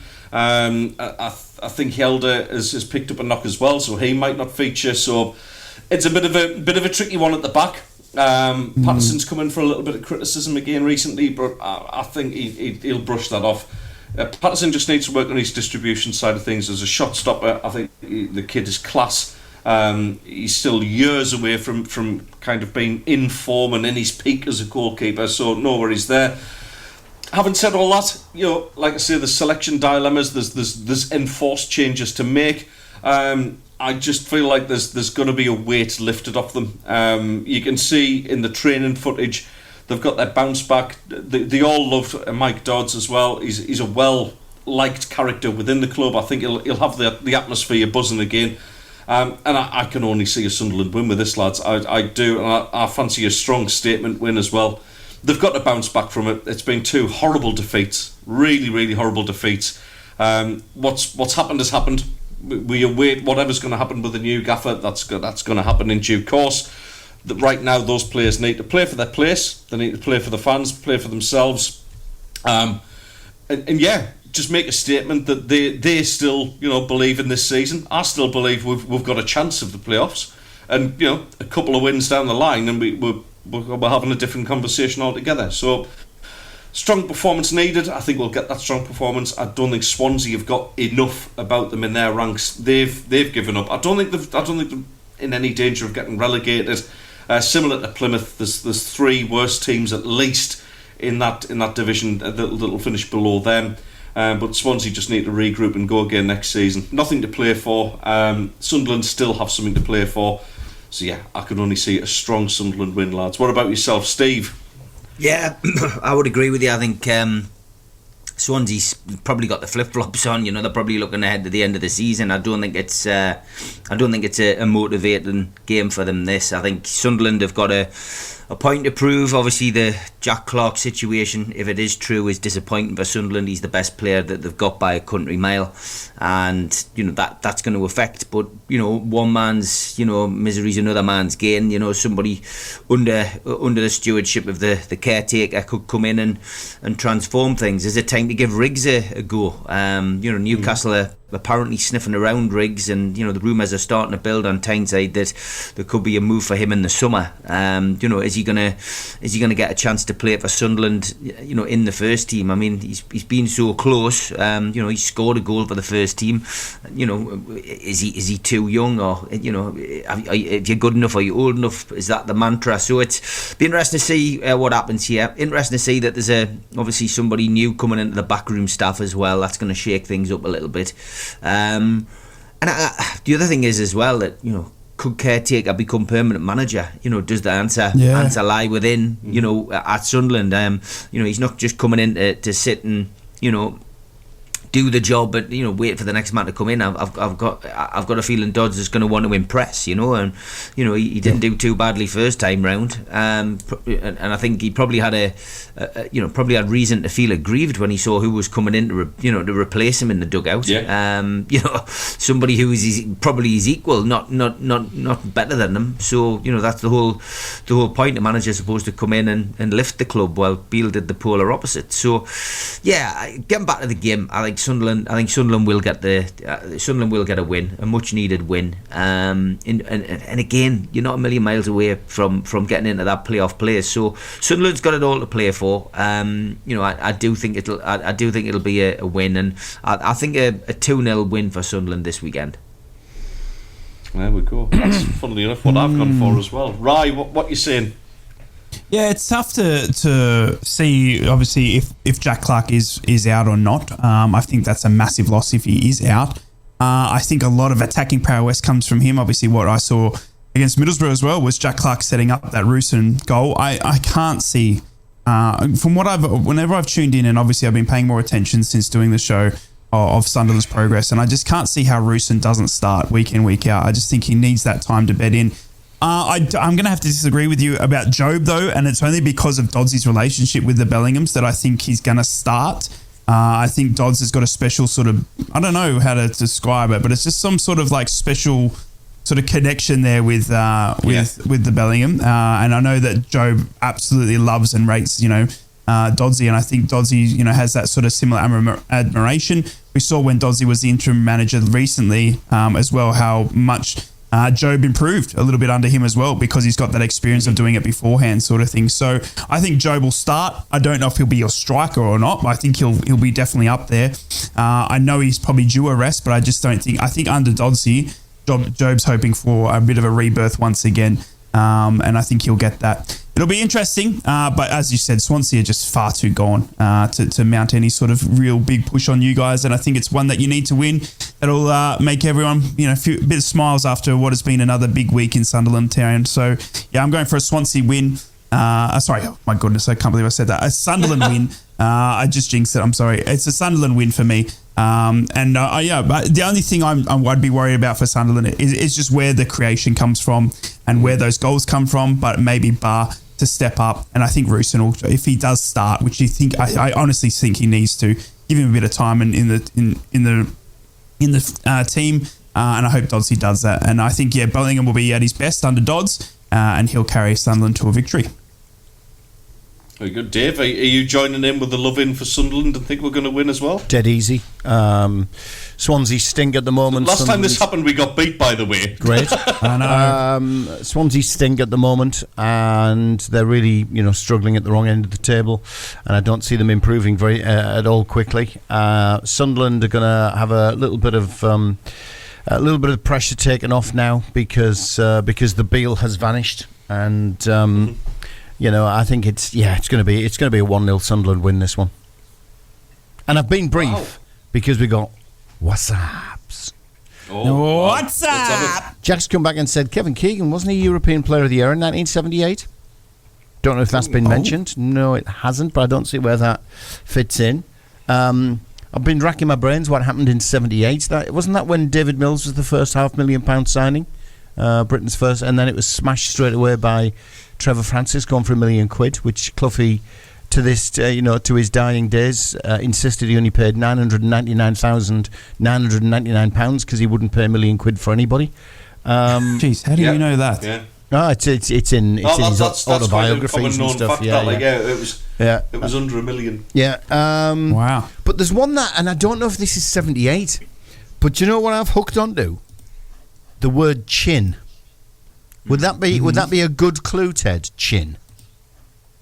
Because I'm thinking something that was brand new. How is it on the horizon? I don't know. So maybe that's where it fails. Great ideas copied, and this idea was copied massively. And you gave us that clue that we determined was 1978. Chin, Jimmy Hill. When did 3 points for a win come in? Ooh. Good one. Not a bad. Ted, I'm going for Jimmy Hill. 3 points for a win. Incorrect. I thought it was there. You're edging down the path that is making me nervous slightly. Still want to come. In. John, that last. Oh no, we'll do it after. We'll do it after. We've got a bit of bad news. We've got a bit of bad news coming in on the WhatsApp as well. So it's in from Alan, and he says, "Morning lads, just up. Just to let you know, Moz's mum, who's a massive Toon fan, broke a hip last night. So get well soon, Pat. She's in Durham Hospital. She's 93 years old, bless her." So we all wish her well on the North East Footy Breakfast show. Hope you feel better soon. Get well soon, Pat. And while we're on the subject of recoveries, boys, we're going to be having a chat with the dad of a big Borough fan who is also battling an accident. And we'll be doing that very shortly on the North East Footy Brekky show. The call's gone out for a round of applause for a little 8-year-old who's a massive Borough fan who was involved in a car accident. He's in Newcastle RVI at the moment. So a little bit more on that. We'll be chatting to his dad very shortly on the North East Footy Brekky show. I've just noticed something we didn't do this hour. We didn't do the old club headlines. Oh no, we didn't, did we? Should we just consign them to the bin?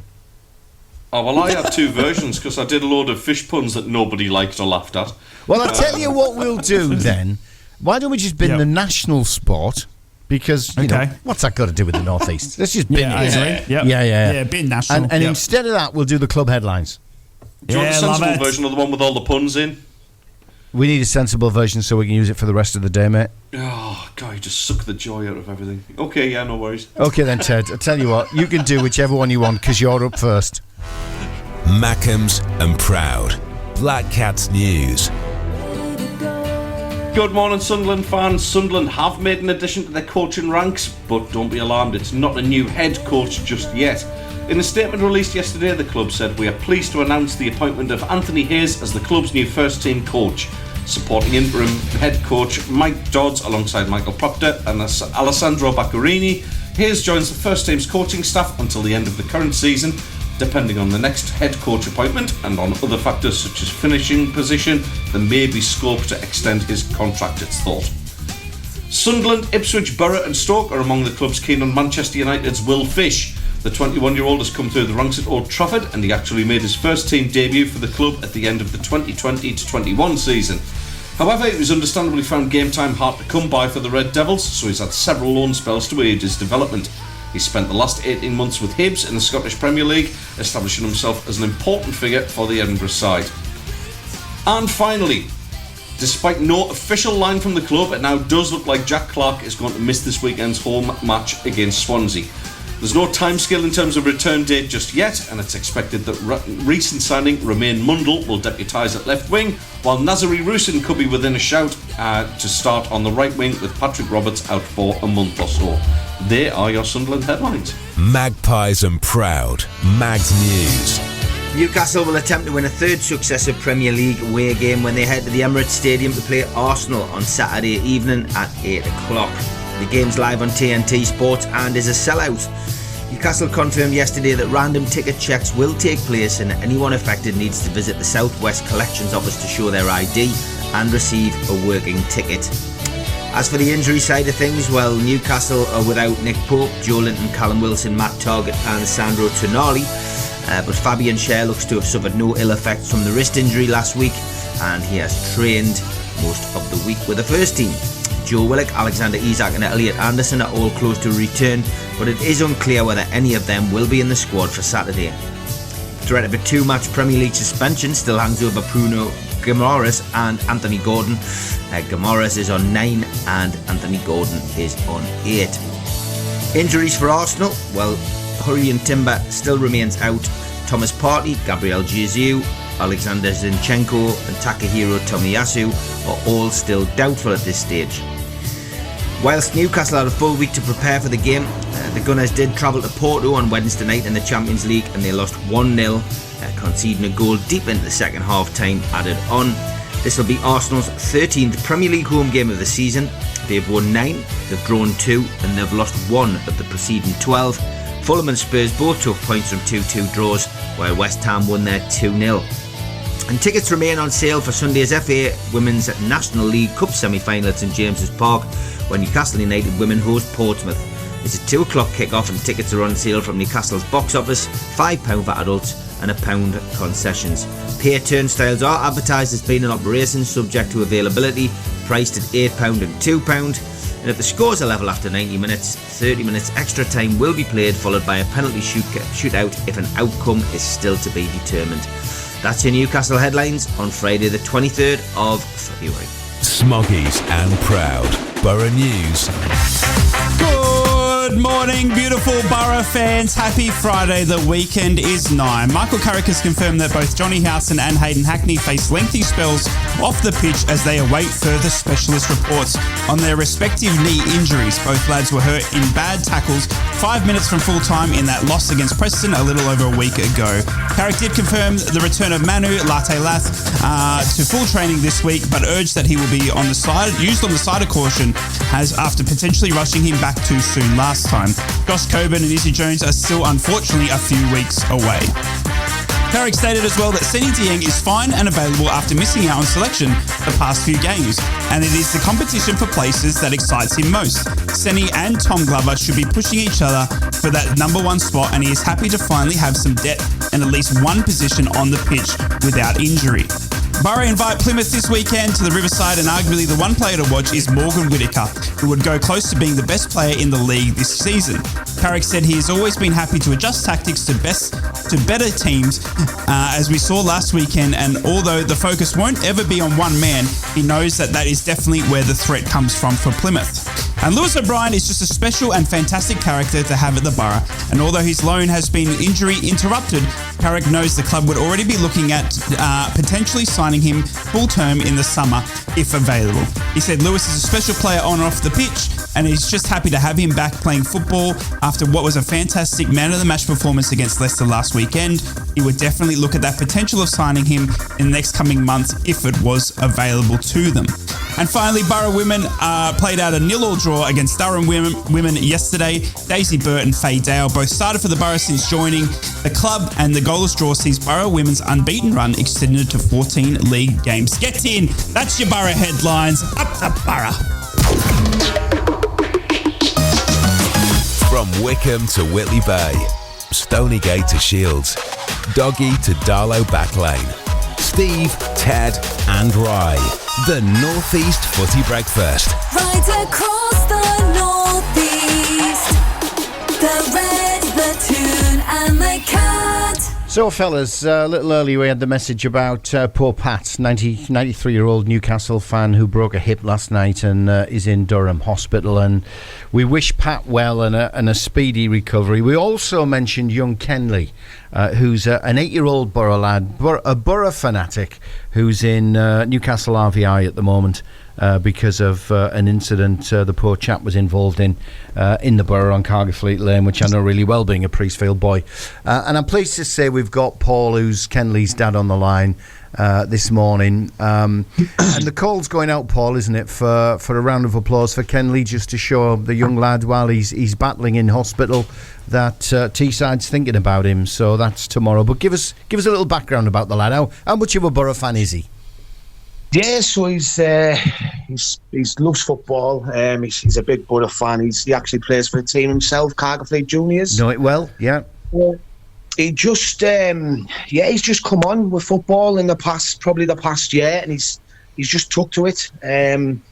He just loves the game, loves playing with his friends. He's a little left winger. He's the only left footer in his team, so they definitely need him on the squad. He just loves it. It's in his blood now. Mm. And what's happened to him? I mean, I'm not asking you to go into too much detail. Was it a car accident? Why is he in RVI at the moment? So what happened on the 14th of February, which was Valentine's Day? He was actually playing out with one of his friends, and an unfortunate accident happened. So what had happened is he'd actually pressed the button on the traffic lights but didn't wait long enough, and as he's ran across, he's obviously been involved in an unfortunate accident causing serious head injuries, broken leg and various other things. So we're just currently in the RVI now on Ward 12, just waiting for him to come round now, really. Just can't wait to hear his voice. And you're up there, you're staying up there at the moment? Yeah, we've been put in a temporary accommodation called Crawford House. So just accommodates people who's got family members in trauma wards, so critical conditions, etc. So what have the doctors said? It's just a case of waiting, letting him heal. So he's actually come on really well in the past week. So he's actually had the breathing tube removed yesterday, which is brilliant news.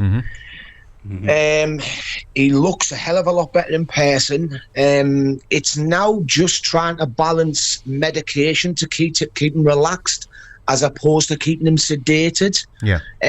So we're just waiting for him now to open his eyes, come round, talk to us. There's a number of things going on at the minute.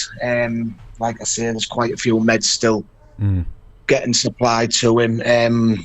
But I'm going to go across and sit with him again after the call. Fingers crossed his eyes are open. And yeah, I'd love him to be awake for tomorrow. I really would. I'd love him to see it and hear it. I'd absolutely love it. The Borough fans, everyone in Middlesbrough, just been amazing. The support's been unbelievable. I can't thank them enough over the phone. I'd love to. Well, this is a point now to get a message out just to Middlesbrough, Thornbury, the community, everyone. Just appreciate him massively from me, his mum, and Kenley himself.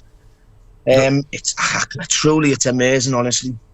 Yeah, I mean, it's so close to home for me being a Priestfield boy. I know Thornbury really well. I know Cargafleet Lane really well. You know, that's where I was dragged up. So, boys, I mean, it could happen to anybody. Any of us could have our kids in an incident like this. It is. I mean, it sounds like a cliche, but it's every parent's worst nightmare, isn't it? Now, obviously, it's the wider football family here as well, Paul. You know, it's I'm sure every Sunderland fan, every Newcastle fan is right behind this as well. And obviously, this initiative to get the round of applause on the 8th minute. Whose brainchild is that? Who's done that? Who's got this all started? Yeah, yes. The idea of the applause at the stadium tomorrow. It was actually Mason helping. So he's obviously sent a message out, and he's been in touch with a couple of Plymouth fans as well, actually. So I'm hoping they all get together. I believe he's at the ground tomorrow at 1:30. He's actually having talks with somebody in the ground, and I think they're putting a plan together. I believe Middlesbrough have actually said they've got something in place as well for him. So obviously nobody knows until tomorrow. But like I say, it's been shared all over, and it's just blew up really. And I just can't wait to watch it. I'm hoping he's awake when I go over, and I can just chill with him on the bed and watch it on the tablet with him. You know. Yeah. I've got a Sandborough share coming up tomorrow, so we can stick that on and. Oh, fantastic! Yeah, I'm just really looking forward to it. I can't wait now. We were talking to Rye, a different Rye, who's a Plymouth fan who's travelled up. He's half Plymouth, half Borough fan, just because of his family connections. So I'm sure he'll be spreading the word in the stadium with the Plymouth fans anyway. So he'll be letting them know what's happening. He's listening this morning. He's been on the show this morning. So we'll do our best as well to get the message out there, mate. You know, we're on the radio across Teesside right now as well. So. You know, all Borough fans who are listening to the North East Footy Brekky show, 8 minutes tomorrow. Round of applause for young Kenley, please. Let's get behind the kid. Yeah, good luck. Yeah, appreciate it. Yeah, appreciate it, all Paul. Best, we don't want to keep you from his bedside too long. You know, give him when the time's right, give him a hug and a kiss from us as well. And sending love. You know, we're sending all the love from Australia, mate. Yeah, brilliant stuff. Oh, appreciate it, man. Brilliant. Just going to stick a score prediction in for tomorrow. I'm going to go 3-1. Yeah, go on then. Go on, mate. 3-1 Borough. Yeah. Oh, that would go confident. Coming from the heart of Newcastle in the RVI hospital, a 3-1 Borough prediction. Good lad. We like it. Appreciate it, lads. Love it. Cheers, Paul. All the best, mate. We do wish you genuinely all the best. Cheers, mate. Thanks. Bye-bye. Cheers, mate. Thank you. Bye. Young Kenley's dad there, Paul, who joins us on the North East Footy Breakfast. And fellas, I mean, it just brings to home, doesn't it? We have a laugh and a joke, and we mess about, and we talk footy, and we take the mick out of each other. But you know, there's so much serious stuff going on in life. Absolutely. Yeah, not wrong. Absolutely, mate. Yeah. It's hard to see.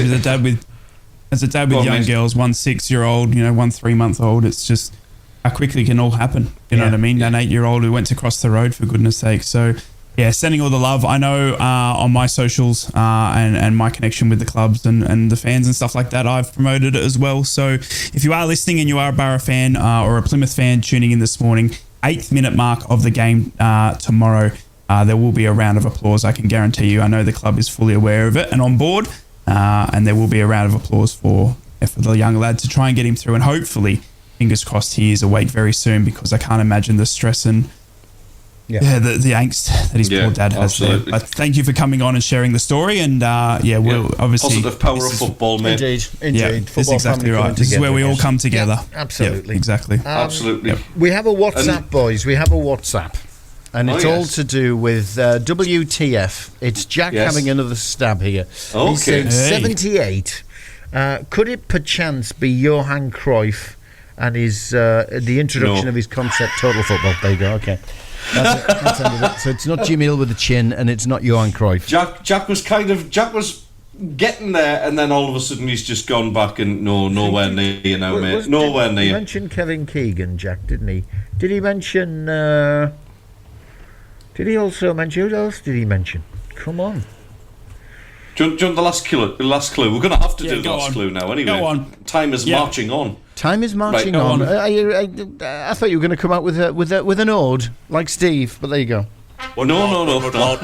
Christmas only. So it's not man flu, it's what the fact. It's Ted's What the Fact. Do you want a new jingle, or do you like this one still? No, this one I like still this wears one. on me. I love Still this wears You on like me. this one Yeah, still? yeah. Okay, that's fine. Okay, so very quickly, I'll give you the 3 clues, then I'm going to give you the final one. You've got until Daz gets in to absolutely nail this. So, this was brand new on the horizon back then. Great ideas are often copied. You just have to take it on the chin. If you're looking for the year, Marlon Brando was Superman's dad, which was 1978. Yeah. The final clue, some ideas are the result of some blue sky thinking.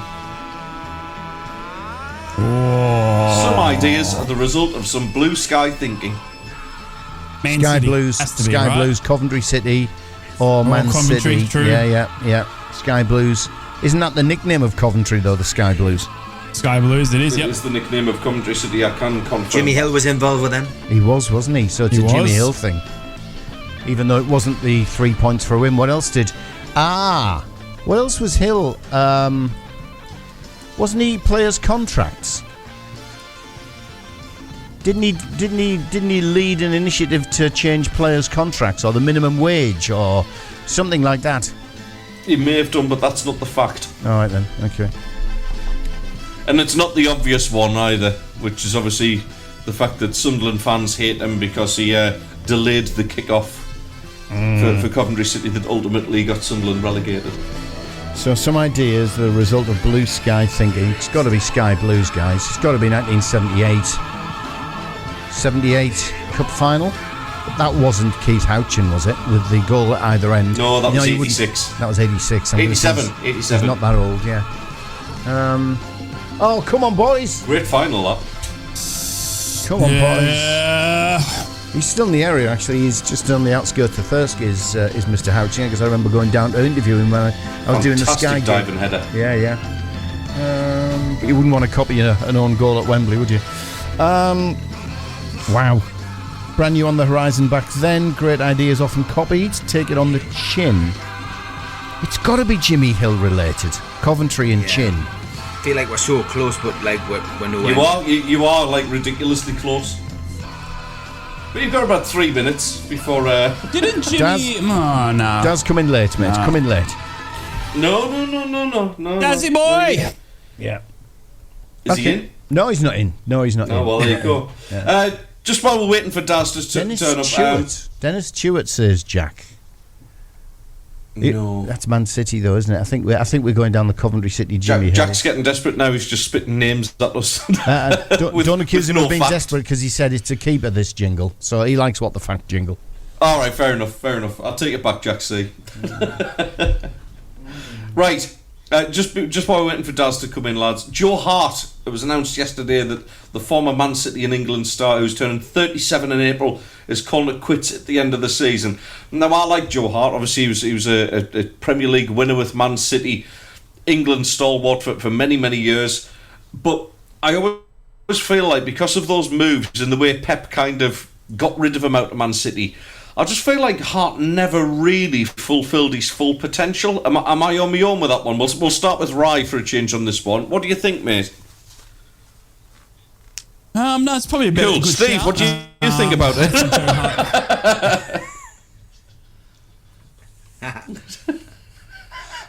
To be honest, I agree. I think.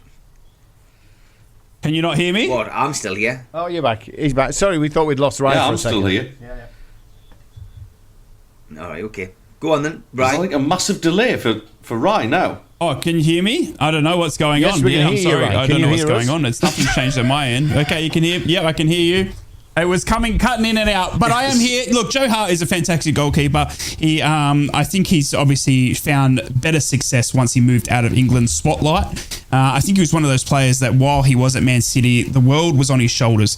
In terms of playing for England, Man City, trying to be the best keeper that they've ever seen, sort of thing. And then when he moved up to Scotland, he seemed to, as you do when you move out of the Premier League, it seems to you can maybe take a breath a bit. And I know there's a lot of players that talk about once they leave England that that fishbowl mentality where the eyes aren't all on you. Tends to allow you just to focus on your game a little bit. And I think Joe's obviously found that in the later years. And also, we all know that goalkeepers always get better with age. I don't know if it's a composure thing, a mentality. I'm not too sure what it is, but I reckon a goalkeeper is like a fine wine, always gets better with age. So, yeah, look, he's definitely found success in his later years. I think he was, unfortunately, in the media eye, the fans' eye, the scrutiny of the fishbowl mentality back in the day really got into him. And I know he had a few mishaps in his social life as well. So, fantastic keeper, one that we'll always remember. Does it mean it doesn't mean anything that that where he's finished off, because I think in his later years he's been fantastic for Celtic. So I wish him all the best, and fantastic keeper. But definitely one of those players that did better outside of England than in. Steve? I think you're right, mate. I think Joe Hart hasn't really reached his potential. And maybe it is to do with the moves, maybe it's down to him. But he always came across to me as somebody who was a little bit more concerned with his image than his professional career. Didn't he do... He was head and shoulders above everyone else, wasn't he? Exactly. He did a few head and shoulders adverts and stuff like that. But, I don't think he's reached his potential at all. I just genuinely think that, when he looks back on his career, he'll think, I could have done better. But, it is what it is. I wouldn't mind being a penny behind him. Oh, absolutely. No, for me, I'm in foot and two camps here, to be honest, because at the time of Man City, and as a young man starting out for England, you just thought this kid's got absolutely everything. And where I started going off him a little bit was the silly penalty antics against Italy. Trying to put off one of the most calm and fantastic midfielders in the world, and Andrea Pirlo, who just absolutely mugged him and chipped it down the centre and made him look an idiot. And I just think he went off the rails a little bit. The move to Torino that he had, that seemed to work out for him. So I can see where you're coming from, Rye. That time he spent away from England did him a lot of good and getting out the spotlight, but I just feel like it's what could have been. I think we could have had a goalkeeper who could have even been playing for the England squad even until a couple of years ago. He was that good as a youngster. You don't win Premier League medals for being a naff goalkeeper. That's a fact. But yeah, it's obviously wish him all the best in his retirement. Apparently he's going to stay in football as well. So I think somebody will have a very experienced pro to have as a goalkeeping coach, or you never know, maybe even a manager, as long as he doesn't get the Sunderland job. But anyway, what the fact? I've got it. Oh, you've got it, haven't you? I've got it. It all clicked into place when you said Coventry City Sky Blues and we were focusing on Jimmy Hill.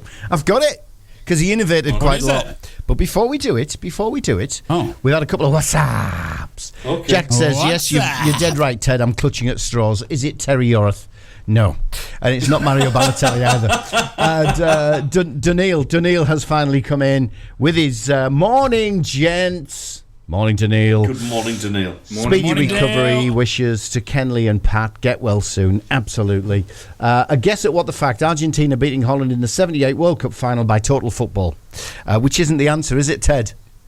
It's not. I've got it, mate. Brand new on the horizon. Back then, yes, on the horizon, absolutely key to it.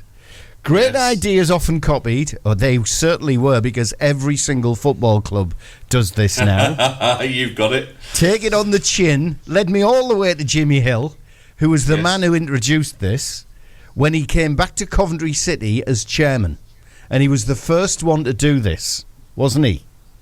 I believe so. Yes. In England. In England, okay. Yes. 78, he was back at Coventry City as chairman in 78. Some ideas, the result of Sky Blue thinking. That was an angle to Coventry City, wasn't it, mate? Blue Sky thinking, but yes, Sky Blue, yes. Yeah. We are talking shirt sponsorship here.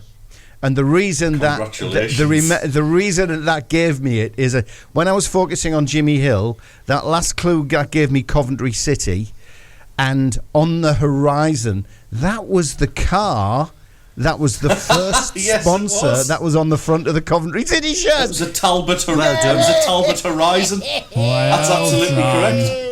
Hey, tell you what, get the applause going for that, lads. Hey, I'm telling you. well done. But it took, That's outstanding work. It took 4 clues to get me right, though. Oh, That's why everyone loves What the Fact. But yes, that is absolutely correct, mate. This was brand being another clue in there as well. I didn't pick up brand, sorry, mate. This was brand new on the horizon. Obviously, it was Talbot Horizon was the car at the time. Talbot were the first shirt sponsor in English football. Some ideas as a result of Blue Sky thinking. You're absolutely correct. Sky Blue, Coventry City. The year was 1978. That was the Marlon Brando Superman's dad thing. Yeah. Great ideas are often copied. You just have to take it on the chin. Of course, was a reference to the late, not so great Jimmy Hill. So yes, shirt sponsorship in English football clubs was first pioneered by Coventry City in 1978 after they were sponsored by Talbot. Get in. I'm very impressed with you, mate. Dan. I'm super impressed with you. Well done. Yeah, well done, mate. Done. Yeah, well, I'm taking it personal now. I've got to put my best effort in, Ted, because we can't have you whooping us again like you did last time. Well, it's Ted versus the rest of the world, and the rest of the world's 4-2 up now. So I need to up my game a little bit. Get in. Lady Sequin came good. Good morning, gents. Good morning, Daz. How are we doing? How are you feeling, mate? Yeah. How's your cold, Daz? Yeah, I'm still feeling a bit rough. I feel as though I could do the from Yarm to Yerby. I could do that voice this morning. He's the voice. Go on. I dare you, Dave. I'm good, thank you. Voiceover man. What was the fact? I missed that. I was just getting out of the car. Oh, mate, you missed my moment. What month's your birthday, Daz? September. Oh God, here we go. So you... While you're doing that, Daz, my cold's pretty much the same. Thanks you're sorry, mate. Brothers in cause. Wow. Yeah. So you'd be... Oh, my God. What? This is your drag name. Oh. Oh, God. Oh, no. That sounded like he was trying to radiate. Oh, I can't do that, mister. I can't do it. We can't talk about radiators. So you'd be... No, we can't. You'd be Lady Sequins Glasscock. There you go. Thank you very much. And on that note, on that bombshell, it sounds a bit like what they call him, Clarkson, doesn't it? And on that note, yes, indeed. We better end with a bit of Hootie and the Blowfish then, if you've got a glass. Then, yeah. Is that another drug, please? Yeah. See you, boys. Have a good one. A grand weekend. Are we feeling better, Steve? Up the borough.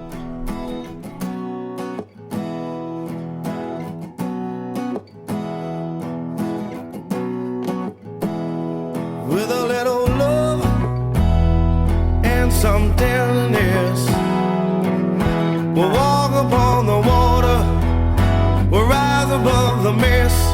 With a little peace and some harmony, we'll take the world together, we'll take them by the hand.